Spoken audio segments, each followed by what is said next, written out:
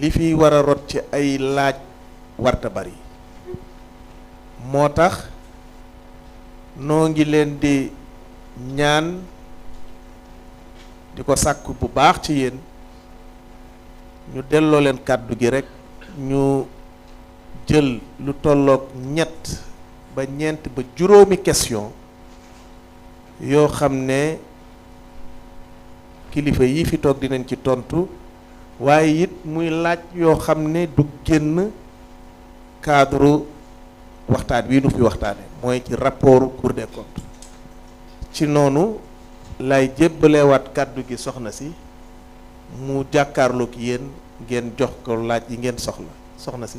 Okay. Alors, nous allons passer à la partie questions-réponses. Et pour cette partie, s'il vous plaît, chers confrères, avant de poser votre question, nous vous prions de bien vouloir vous présenter en précisant votre nom et l'organe que vous représentez.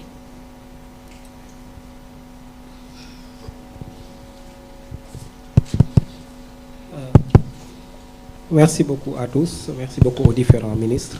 Mes questions sont, je m'appelle Demba Dien, journaliste au service économie du quotidien national Le Soleil.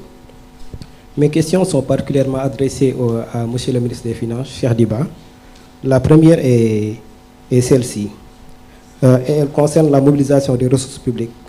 D'abord, maintenant, quelles sont les astuces du gouvernement pour mobiliser davantage les financements et mettre en œuvre les programmes publics dans un contexte où sa signature semble entamée par la vérité des chiffres et l'état des finances publiques? Merci. Une question par journaliste, s'il vous plaît. S'il vous plaît, une question par journaliste. Merci.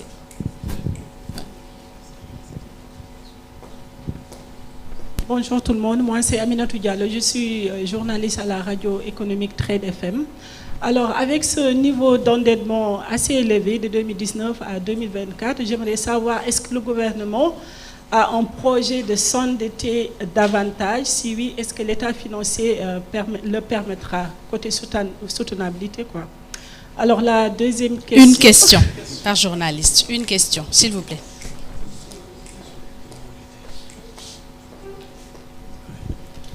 Bonjour, Maguette Sey, Walf Quotidien. Je m'adresse au ministre de la Justice. Tout à l'heure, vous avez indiqué qu'il y a des ministres qui seront poursuivis, d'anciens ministres, des directeurs généraux. Est-ce qu'on peut avoir une idée de la liste de personnes qui seront incriminées? Vous l'avez dit, hein, il y a la présomption d'innocence, mais est-ce qu'on peut avoir une idée de la liste? Est-ce que aussi il y a des noms, on peut avoir des noms, si oui ou pas? Mais on aimerait avoir une idée des personnes qui pourraient être poursuivies quand même. Merci. Alors, est-ce qu'on ne devrait pas répondre aux 3 questions et faire une deuxième série? Ok. D'accord. Alors, Sénégal, pays de la Teranga, on va laisser la presse internationale poser sa question. Merci beaucoup, madame. Catherine Heuer, journaliste Bloomberg News. Suite de mes collègues qui a aussi posé des questions par rapport à ce niveau de dette élevé.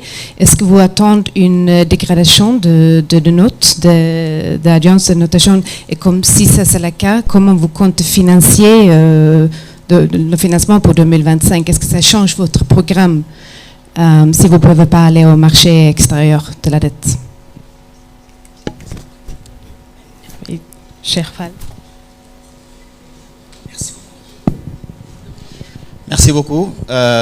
Bonjour à tous. Bonjour, cher ministre. Donc, merci également pour cet exercice de redevabilité, comme vous l'aviez précédemment tenu en septembre 2024. Alors, ma question... Vous êtes monsieur Cher Fall. Cher Fall. Oui, Quel Dakar Actu. Dakar Actu. Voilà. Donc, j'avais 2 questions, mais bon, l'une a été prise en compte par mon confrère. Ah, donc c'est bon. Hein? Voilà, donc... Mais bon, c'est juste une question destinée au ministre de la Justice concernant donc le président de la République, l'ancien président Macky Sall. On parle très souvent donc de lui par rapport donc à la haute cour de justice. Aujourd'hui, est-ce qu'on peut s'attendre réellement donc à cette donc je vais dire cette justice qui va s'enclencher autour de cet ancien président de la République. Alors, est-ce qu'on peut s'attendre réellement à une poursuite pour haute trahison, concrètement, de cet ancien président de la République? C'est destiné bien évidemment au ministre de la Justice, garde des Sceaux. Merci. Merci.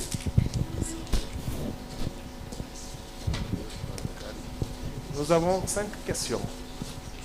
Oui, donc nous allons donner tour à tour la parole à monsieur Cheikh Diba pour la première question de monsieur Demba Dieng. Voilà, allez-y monsieur.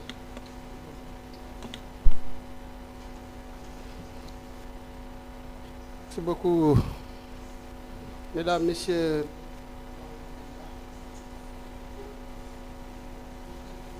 Du quotidien Le Soleil a posé une question relativement à la mobilisation des ressources, je suppose internes, mais aussi à notre capacité de mobiliser des ressources externes, compte tenu véritablement des implications de cet exercice.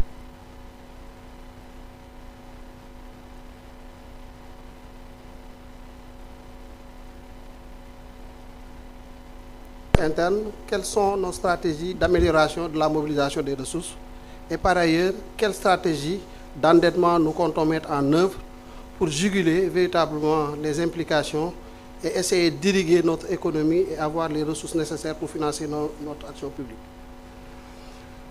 Je pense que je l'ai dit tout récemment d'ailleurs à l'occasion d'une sortie à l'Assemblée nationale que, à l'instar de ce que le Premier ministre et le Président de la République ont annoncé depuis qu'ils étaient véritablement dans l'opposition, c'est qu'un pays doit compter d'abord sur ses ressources propres. Véritablement, puisque la dette, c'est même des ressources propres différées. Donc l'enjeu, fondamentalement, qui va nous amener à assainir la situation actuelle, c'est le renforcement de la capacité de mobilisation de nos ressources internes. Et ces ressources internes se situent fondamentalement à 2 niveaux. C'est les ressources qui sont véritablement gérées au niveau de la Direction générale des impôts et des domaines pour vous permettre d'avoir une visibilité en tout cas contextuelle, factuelle, et les ressources qui sont poursuivies et mobilisées par la Direction générale des douanes. Et de manière subsidiaire, la Direction de la comptabilité publique qui encaisse des ressources par constatation, étant entendu que son rôle, c'est véritablement de travailler. C'est une réforme du Code général des impôts. Ça, je pense que c'est clair, on l'a dit. Pourquoi réformer le Code général des impôts? Voyez-vous, le Code général des impôts actuel du Sénégal, qui est une loi de 2012, est une réforme, une somme de réformes des codes antérieurs, c'est-à-dire que des codes qui datent des années 76, vers la fin des années 76, début des années 80. Est-ce qu'il est concevable qu'aujourd'hui, en 2025, qu'on ait un Code général des impôts de manière caricaturale qui fiscalise l'économie des années 80? Manifestement, il y a un déphasage. Et donc, si nous voulons véritablement être dans l'ère du temps, si nous voulons capter véritablement les niches de recettes que nous pouvons retrouver dans l'économie moderne, qui est une économie numérique, qui est une économie de télécommunications, qui est une économie basée sur des ressources naturelles que nous avons, mais il nous faut réinventer un nouveau Code général des impôts. Et nous avons aujourd'hui stabilisé les termes de référence, élaboré une lettre de mission adressée au Premier ministre qui a donné avec ses équipes toutes les orientations requises afin que la Direction générale des impôts puisse dérouler cette nouvelle réforme du Code général des impôts. Et l'innovation cette année, c'est de dire qu'il n'est plus question, et ça je l'ai souvent répété à certains acteurs avec qui nous interagissons, il n'est plus question que l'administration, que la Direction générale des impôts et des domaines, quoique construite fiscale, s'enferme dans les locaux du bloc fiscal et nous viennent avec un code qu'ils ont élaboré dans un français, un droit limpide, bien rédigé, plus ou moins même simple. Non. Certainement, il nous aiderait à procéder à une bonne modélisation juste des aspects juridiques de notre code, mais il manquerait de vigilance pour des raisons qu'on pourrait accepter. Pour la plupart, nos administrations fiscales sont constituées de juristes qui sont très brillants, mais le juriste, son métier, ce n'est pas aussi d'appréhender le secteur du numérique. Le juriste, il peut être très brillant, le fiscaliste peut être très brillant dans la modélisation de la norme fiscale, mais il peut méconnaître les enjeux que l'on peut retrouver dans le secteur des télécommunications, des secteurs des mines, ainsi de suite. C'est pourquoi nous avons dit que l'innovation de la définition de la norme cette fois-ci, c'est que tous ces acteurs-là seront impliqués de façon à avoir une assiette qui rend davantage compte et de manière assez fidèle des réalités du secteur et permettre maintenant à nos administrations fiscales de pouvoir procéder à une bonne normalisation, une bonne modélisation au plan juridique de cette matière-là. Ça, c'est un enjeu majeur parce que ça devra nous permettre de réussir cet exercice-là d'élargissement de l'assiette fiscale. Ça, c'est du point de vue normatif. Mais de notre point de vue, l'élargissement de l'assiette répond aussi à des velléités de digitalisation. Nos administrations ont fait beaucoup d'efforts ces dernières années. La Direction générale des douanes notamment, tout le monde connaît le Gaindé, tout le monde connaît véritablement tous les efforts qui ont été faits. Tout le monde connaît tous les efforts qui ont été faits au niveau de la Direction générale des impôts et des domaines pour automatiser les procédures, mais il reste encore du chemin à faire. L'interopérabilité, véritablement, des plateformes qu'on peut retrouver à la douane, au budget, au trésor, et ainsi de suite, devrait nous permettre de dénicher des entités économiques qui étaient dans le secteur informel et de pouvoir les amener à travers même nos centres de gestion agréés à un meilleur formalisme afin de contribuer davantage à l'effort de mobilisation de nos recettes. Il y a aussi les efforts de facturation électronique. Nous sommes dans un univers aujourd'hui moderne. Dans les pays avancés, nous avons des méthodes qui permettent, quel que soit le lieu où l'opération et une transaction est opérée, qu'on puisse, à travers d'autres acteurs qui sont connus, qu'on puisse capter ces transactions-là et voir quelle est la part de contribution à l'effort de construction nationale qui pourrait être captée à travers ces mesures. Ce n'est pas tout. Nous entendons aussi réformer tous les codes spécifiques qui traitent de certains secteurs dans un souci d'améliorer un peu le contenu dans ces secteurs-là. Pensons au code des investissements qui accorde beaucoup d'exonérations aux entités et acteurs économiques. C'est louable, c'est pour promouvoir l'emploi, c'est pour promouvoir l'investissement privé, c'est pour promouvoir d'autres réalités, la constitution de réserves de change pour la Banque centrale, ainsi de suite. Donc, c'est des objectifs économiques louables qui sont derrière. Mais est-ce que les codes tels qu'ils sont aujourd'hui formalisés nous permettent d'atteindre ces objectifs-là? Se pose la question donc de l'efficacité des codes de l'investissement, des codes pétroliers, miniers, ainsi de suite. Il y a un effort à faire à ce niveau et nous entendons le faire. L'objectif qui est derrière cela, c'est d'améliorer notre effort de dépenses fiscales. Est-ce qu'on peut arriver au même objectif en consentant le moins d'exonération possible? Parce qu'il est important, quand on veut animer une économie, un taux de croissance, mais à un effort budgétaire, quand on veut que le taux de croissance se ressente dans le panier de la ménagère, il n'y a pas de secret. C'est qu'il faut faire en sorte que ces secteurs-là qui portent la croissance ne soient pas totalement défiscalisés. Si ces secteurs sont défiscalisés, qu'est-ce que cela entraînerait? Cela entraînerait qu'on ait des taux de croissance élevés, mais qu'en termes de redistribution, qu'on ne puisse pas les ressentir au niveau du panier de la ménagère. Et l'enjeu, c'est de faire en sorte que les ménages puissent véritablement bénéficier de tous les efforts qui sont véritablement produits par l'économie nationale. Voilà véritablement ce que nous entendons faire dans ce secteur-là. Le Code général des douanes va être modernisé. Le même exercice a été fait, les termes de référence ont été élaborés, les acteurs sont en train d'y réfléchir. Très prochainement, avec la mise en place des nouvelles équipes, comme vous l'avez suivi, on a porté de nouvelles personnes aussi à la tête de ces institutions. Et une fois que tous les passages de service ou toutes les passations de service auront été opérées, naturellement, ces missions-là seront traduites véritablement en actes concrets et permettre à notre économie de pouvoir engranger suffisamment de recettes. Nous avons une initiative encore dans le domaine, dans le secteur douanier, c'est la traçabilité des produits. Il faut qu'on aille dans ce sens-là. Il faut que les produits qui entrent au Sénégal soient retracés à travers le territoire national.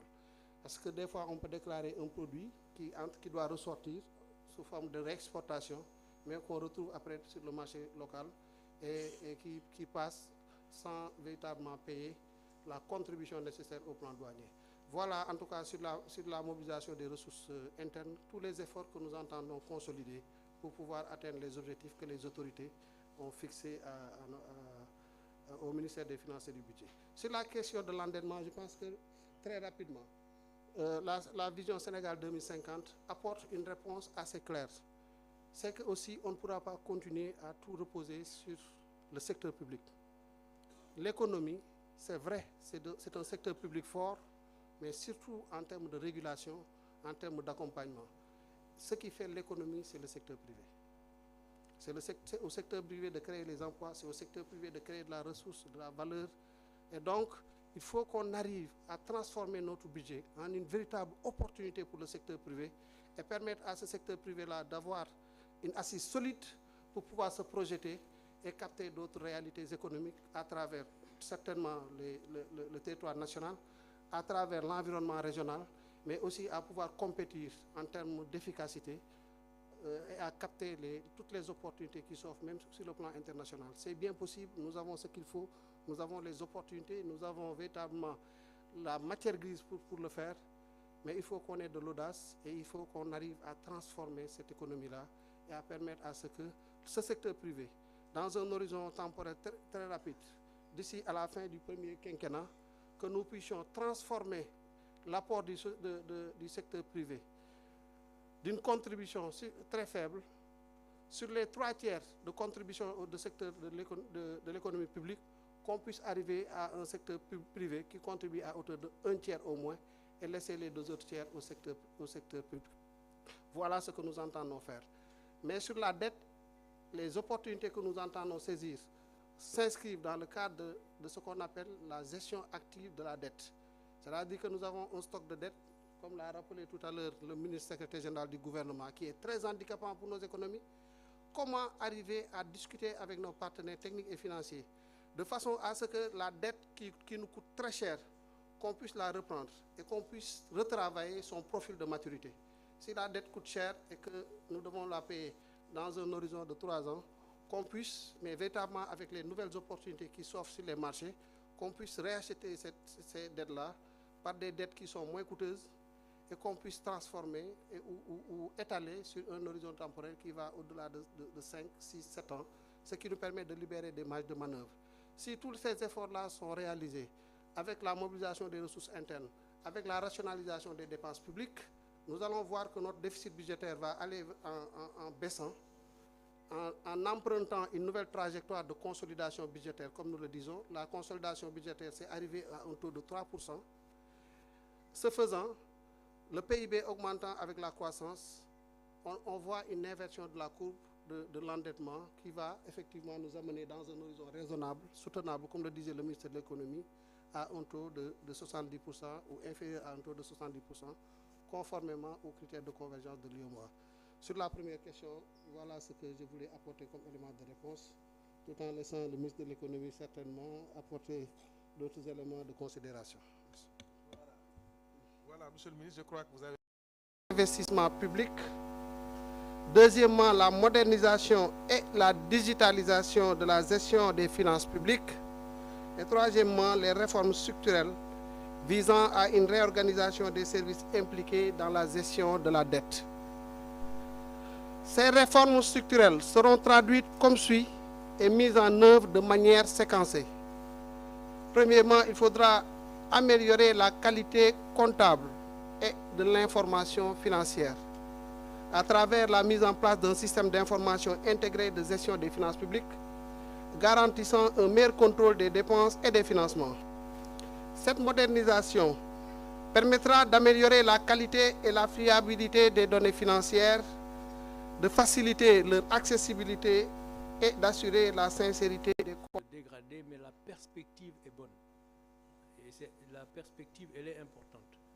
Donc il y a un stock de dette, mais ce stock de dette aura une trajectoire baissière.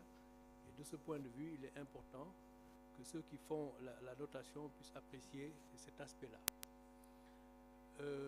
La structure de notre dette est également bonne. Je disais tout à l'heure qu'en moyenne, en termes de coût, la dette nous coûte à peu près 4,5%. 4,5% parce que dans sa composition, il y a un certain nombre de facteurs. Il y a les dettes concessionnelles qui sont à l'intérieur, etc. Et la croissance du PIB du Sénégal, le ministre des Finances vient de le dire, est bien au-dessus de ce coût de la dette. Alors, ce qui fait que si la trajectoire donc, de consolidation budgétaire que nous avons l'intention de faire est respectée, la perspective sera bonne. Alors cette perspective étant bonne, on ne devrait pas avoir de difficulté à convaincre nos partenaires et ceux qui nous prêtent que le Sénégal demeure un pays crédible et que notre dette est donc soutenable. C'était pour répondre à votre question par rapport à la capacité à très court terme de financer donc notre déficit. Et peut-être juste ajouter que dans le financement de notre déficit, il y a les projets sur financement extérieur. Ces projets sur financement extérieur peuvent avoir des disponibilités en termes de ressources qui sont là. Et l'exercice qui a été fait de priorisation des projets, ces projets, une fois priorisés, les possibilités de décaissement sont déjà disponibles. Alors, de ce point de vue, il ne devrait pas y avoir de difficulté à financer le budget. Je vous remercie. Les agences de Oui, c'est-à-dire, c'est ça, c'était la question. Les agences de notation vont constater le niveau de dette qui a augmenté, mais j'ai insisté sur la nécessité de la perspective. C'est-à-dire la perspective, elle est bonne. La perspective, elle est bonne à cause du fait que le déficit budgétaire à moyen terme sera réduit à 3% et que nous reviendrons très rapidement sur une trajectoire de dette beaucoup plus faible. Merci beaucoup, M. Sarr. Merci beaucoup. Il ne reste plus qu'à demander à M. le ministre de la Justice de répondre aux deux questions qui lui sont posées. Vous avez des questions? C'est bon. Alors, M. le ministre, vous avez la parole.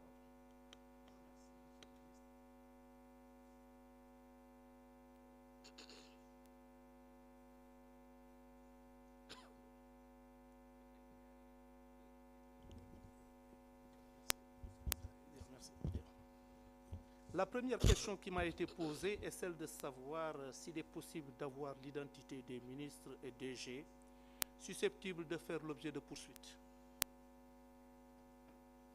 Vous savez, si j'ai tenu à citer la qualité des personnes susceptibles de faire l'objet de poursuites, c'est sur le fondement du rapport de la Cour des comptes. La Cour des comptes a décrit des faits susceptibles de revêtir une qualification pénale.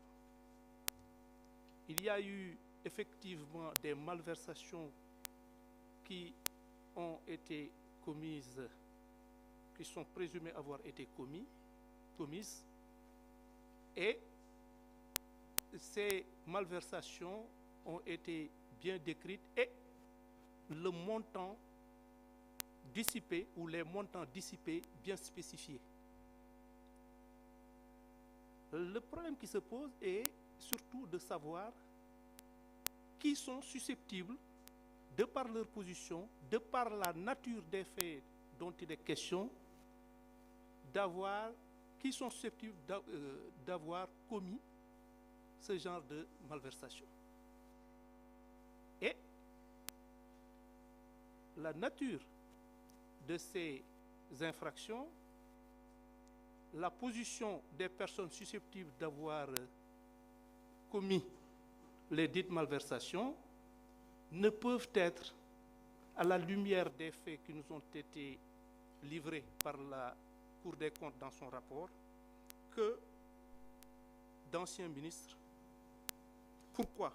Parce que la gestion auditée ou les gestions auditées, c'est de 2019 au 31 mars 2024. Et de ce point de vue, les ministres qui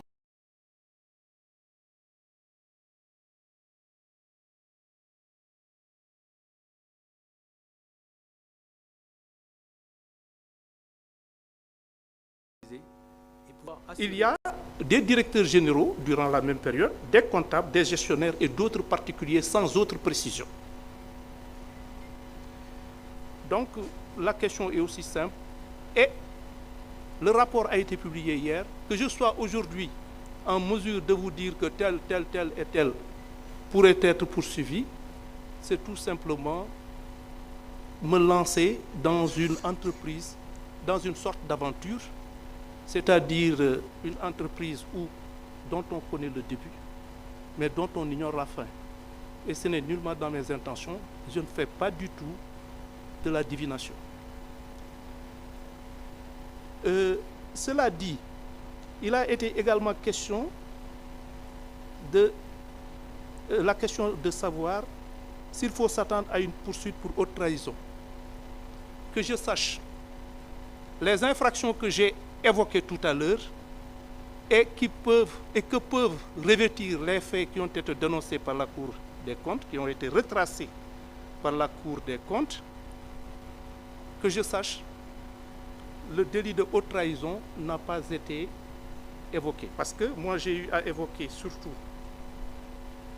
le blanchiment, le faux en écriture, faux en informatique, détournement de deniers publics, escroquerie portant sur des deniers publics, blanchiment d'argent, enrichissement illicite, complicité et recel de ses chefs.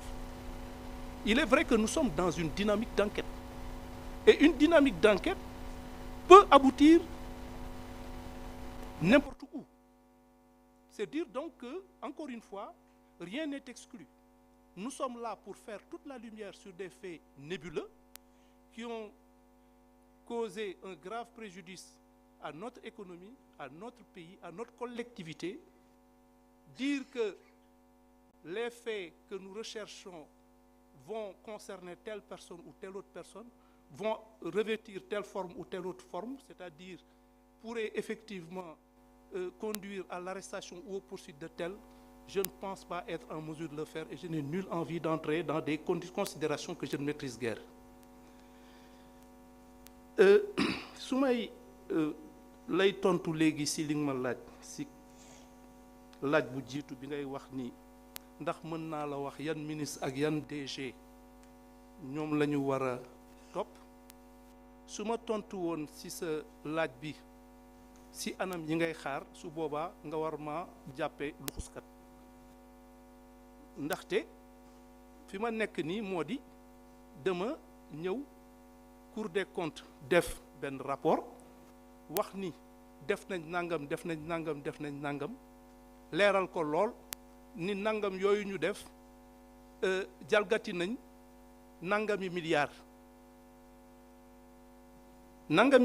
yooyu li ma leen wax moo di ñi nga xamee ni anam yi nga xamee ni moom la ñu saytoo mbir mi waxe ko noonu ñi nga xamee ni ñii ñoo ko mën a def mooy ñii maanaam ay ministres yu fi nekkoon ndaxte jamono jooju ñuy wax moom mooy gestion wu de 2019 au 31 mars 2024 maanaam ministre DG comptable gestionnaire ñoo xamee ni ñii ci jamono yooyu ñoom ñoo nekkoon ci place yi nga xamee ni foofu la ñu nemmeekoo jalgati yooyu ñuy wax donc ñooñu dañ leen di saytu te su ma la waxoon tey jii diw ak diw la nga war maa ragal ndax man mii dañuy soog a tàmbali rek am yéene ubbi enquête boo xamee ni bii sax tàmbaleegul donc su boobaa su ma la waxee ni diw ak diw la nga war maa tam dëmm sax su la neexee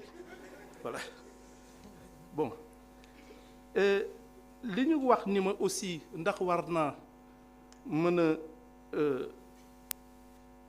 ndax mën nañoo war a topp kenn pour haute trahison si infraction yi ma wax léegi yaakaaruma ni wax naa fi lu jëm si haute trahison infraction yi ma leen limal moom mooy faux en écriture faux en informatique, détournement de deniers publics, escroquerie portant sur des deniers publics, blanchiment d'argent et enrichissement illicite, complicité de ses chefs. Madame, ñi nga xamee ni ñi ñoom ñoo nekkoon si palace yoo xamee ni war nañoo mën a laale ci li nga xamee ni lii moom la Cour des comptes saytu.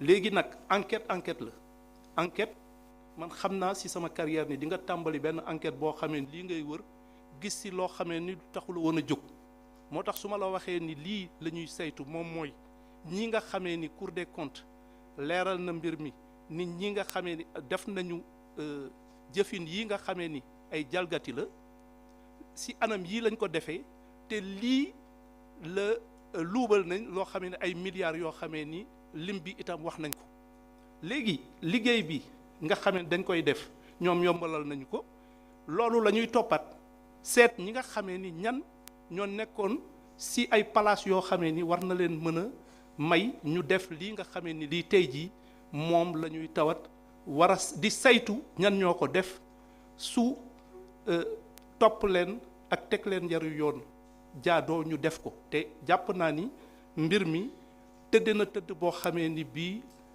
jéggi dayoo boo xamee ni bii ñooñu dinañ leen seet ba ca war te képp koo xamee ni laale nañ ci dinañ ko seet ba mu leer ñu naññ ni kii war na cee mën a laale te dinañ ko topp te su boobaa comme ni ma ko waxee léegi lépp li nga xam ne yoon daf ko may si àqam ak yelleef ñu sàmmoonteeg loolu waaye du tere képp koo xamee ni kii war nga mën a leeral mbir yi war nañ la cee mën a topp dinañ la ci topp bu leer nañ te su waree yaru yoon it yoon moo koy dogal loolu laa amoon si la leen di wax maa ngi leen di sant leen gërëm jërëjëf.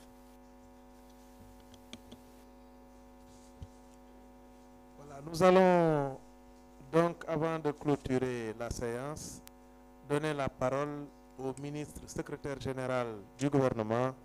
Monsieur Lo, vous avez la parole. Jërëjëf, monsieur le ministre porte-parole du gouvernement.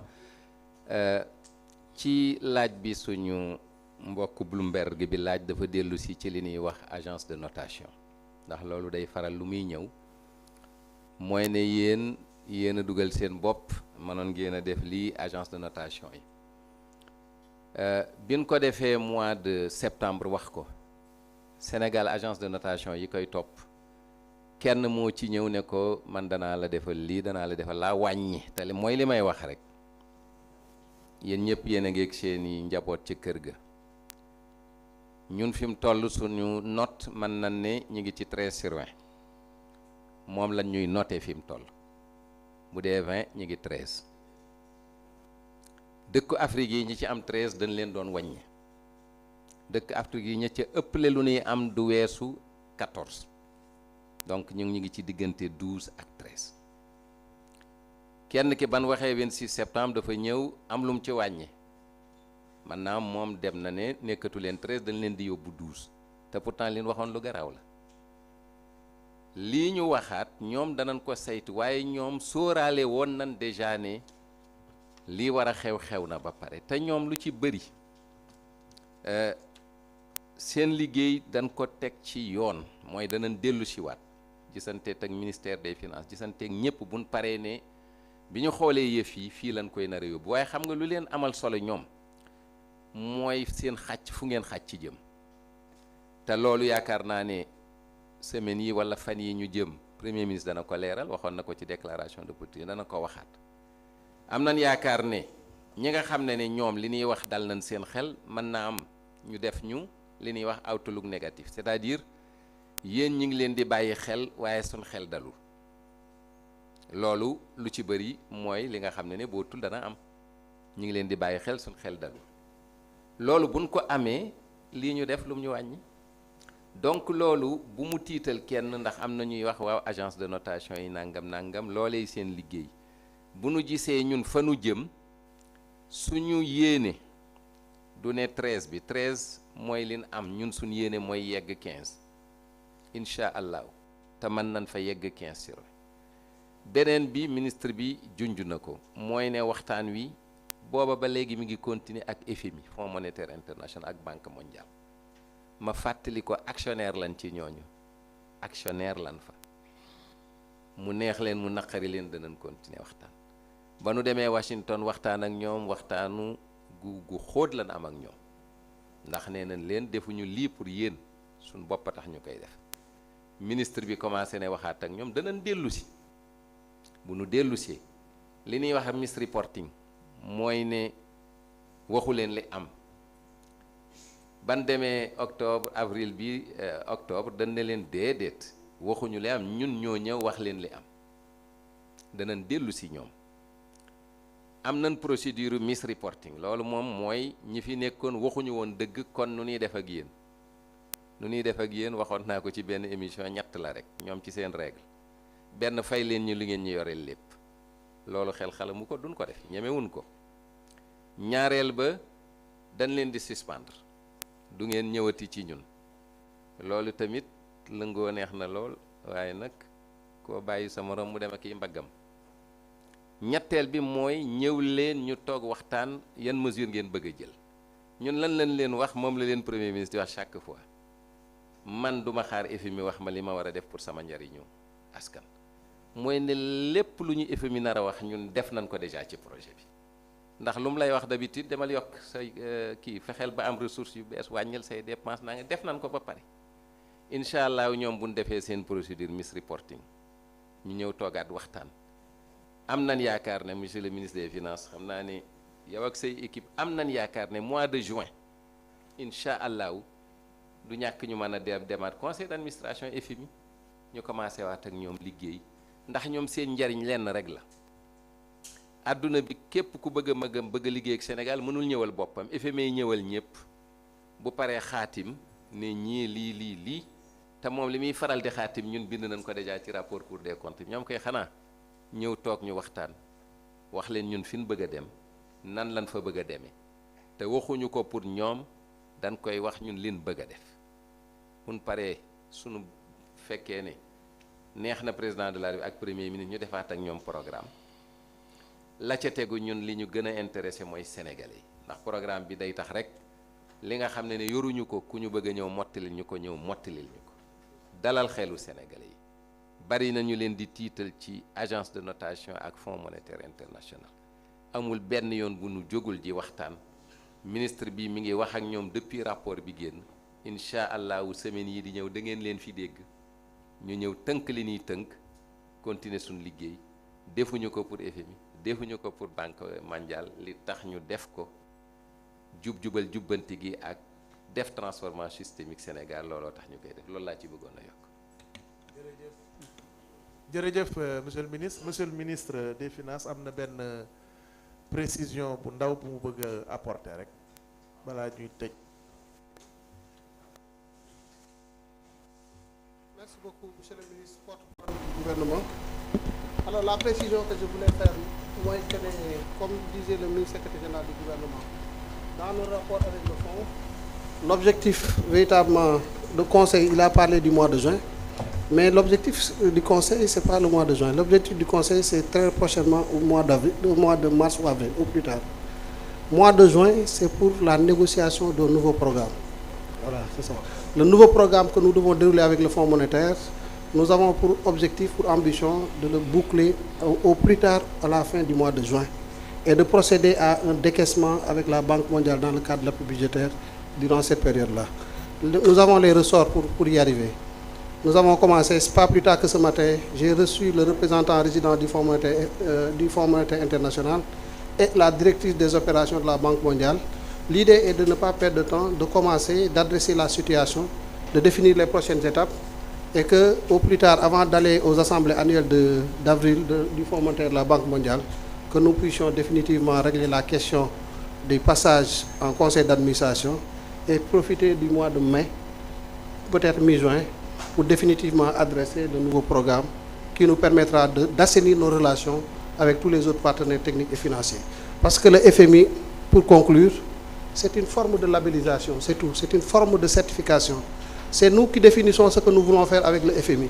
Mais comme tous les autres partenaires techniques et financiers regardent le FMI, nous aussi nous sommes allés vers le FMI en tant que membres pour montrer à tout le monde que nous sommes dans les standards internationaux en matière de gestion des finances publiques.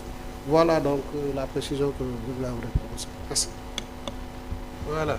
Merci beaucoup. Madame, nous arrivons au terme de cet exercice que tout le Sénégal attendait et à la lumière de ce